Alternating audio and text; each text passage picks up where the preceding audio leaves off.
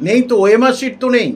OMR sheet পরিষ্কার করে সেটা দেখা যাচ্ছে উড়িষ্যায় ঠোঁয়া আকারে দোকানে দোকানে ঘুরছে। সুতরাং ওএমআর শিট না দেখালে, এবং আরেকটা দেখুন, যারা পাশ করেছে যারা পাশ করেছে তাদের অধিকাংশ একদম ইন্টারভিউয়ের ফুল মার্কস পেয়ে গেছে। কি করে হয় ইন্টারভিউ ফুল মার্কস? এবং সে 5 অ্যাপটিটিউড টেস্টে কত পেয়েছে, ইন্টারভিউয়ে কত পেয়েছে, এই দুটোর ভাগাভাগি নেই কেন? এটাও বিচারপতি প্রশ্ন করেছে, এই দুটোর ভাগাভাগি নেই কেন?